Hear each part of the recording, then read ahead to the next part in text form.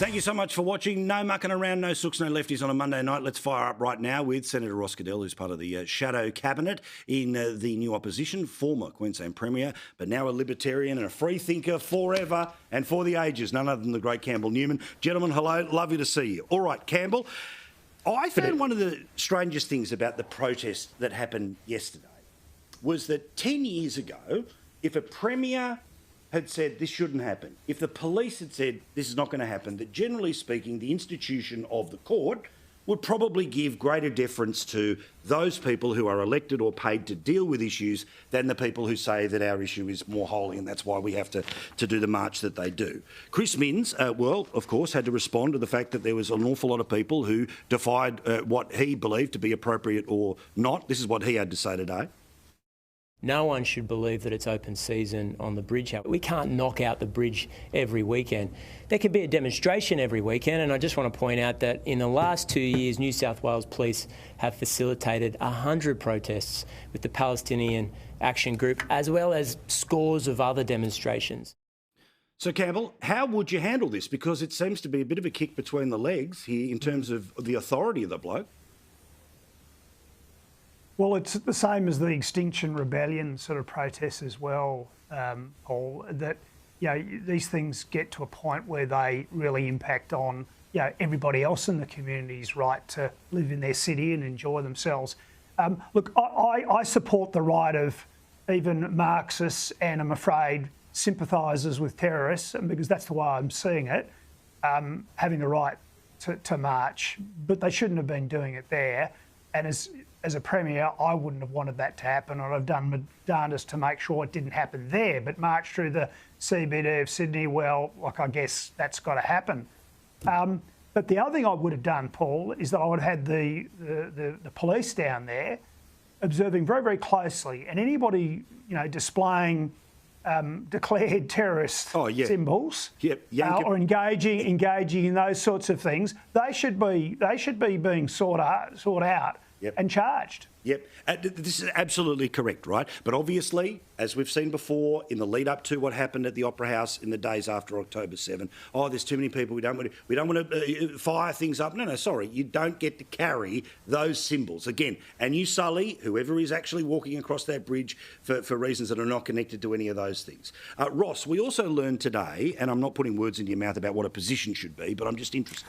When Nigel Farage was out in Australia a couple of years ago, he was giving a speech, and protesters were apparently going to turn up and all hell was going to break loose. So extra police were sent down to guard an event that nobody turned up to protest to. But they sent the bill to Nigel Farage. Now, we learned today, because we rang the New South Wales Police, that no such arrangement will be put in place for the people to have to in part pay for the extra policing that they caused. Ross, again, I can imagine the PR victory that would be for the crowdfunding and the weeks and weeks and weeks of carrying on. We had to pay for the cops, but there are many, many organisations that have to pay for the police to turn up to protect. Surely an organisation that has leaders, has logos and is willing to do interviews is identifiable and should cop a little bill.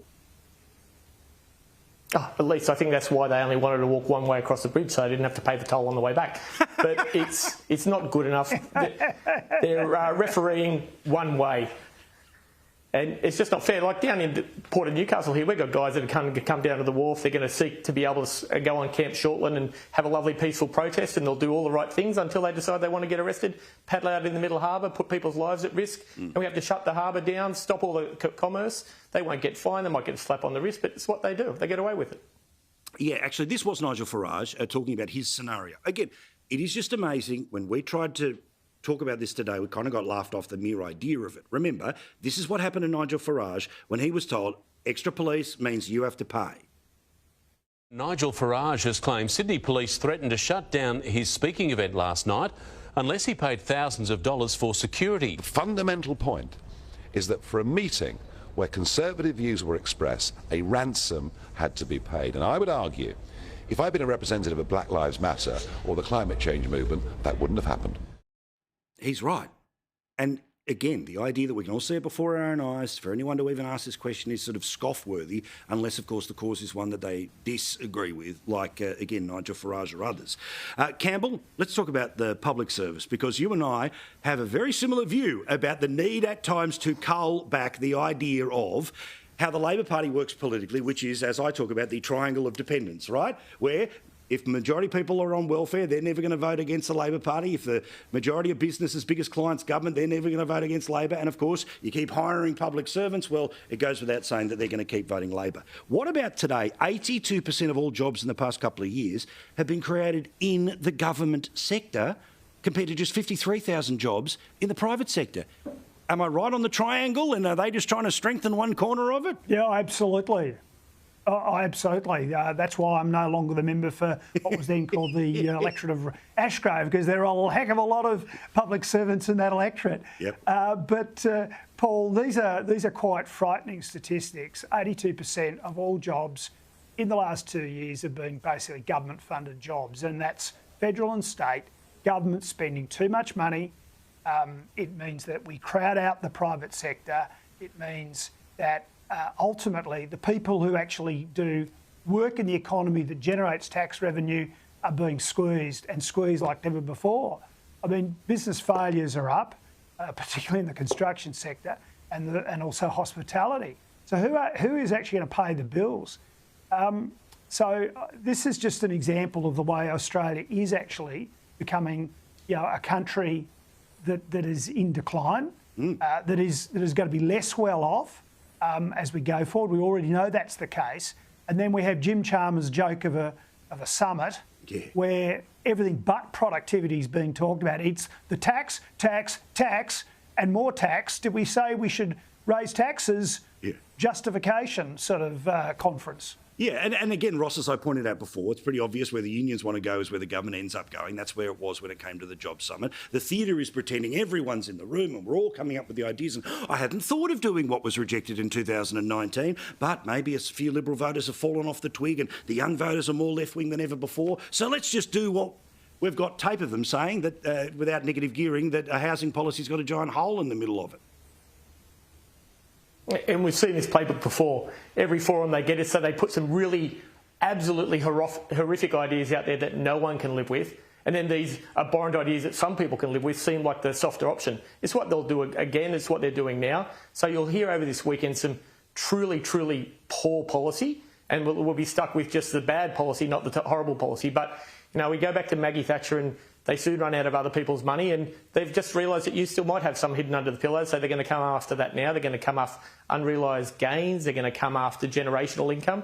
They just want more money.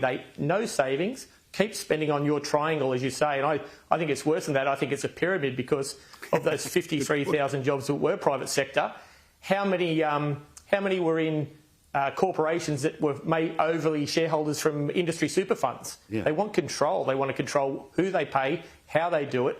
And this is where small business is really copying it, because they realise they can't control small business. They can't stop entrepreneurship, so they'll just tax you out of existence. But Campbell, as a man who's seen it from all different angles, and again, I've got to say, I've got a very big streak of libertarianism that rolls through me, often at times in conflict with other things that are before us in the news.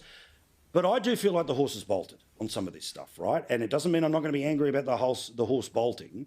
And I just don't know what is the moment that flips the consciousness, because, again, like Greece, you don't really notice till the ATMs don't work. You don't notice the giant failures of the renewable unless the blackout's particularly there, or they turn down your air conditioner. And again, I don't want that for our country, that we have to hit some brick wall before we wake up. But geez, we are asleep at the wheel. I'm sorry, Paul, but we are heading into an abyss. And I was actually speaking at a function this year with Anastasia Palaszczuk, would you believe? I know, your partner's on the telly, off the telly. I love it. Yeah. So, and I said a few things about where we're going as a country, and Anastasia said, "Oh, Campbell, you're so negative." I said, "No, Anastasia, I'm so worried." Yeah, and I am worried. Correct. And I'm afraid I think it's going to get worse before it gets better. And with the young people who work in my business, I just say, look, I'm sorry, guys. 2 or 3 years' time, it's going to be worse than it is today, particularly if Jim Chalmers gets his way at this so-called productivity summit. I might just say one thing. For the big businesses who might be listening this evening, for those businesses, get in there and start to fight, because you will get done over like you did a few years ago. You were used as props, as cardboard cutouts, you know. They could have brought in Goofy and Donald Duck for all the good you did. Stand up and fight.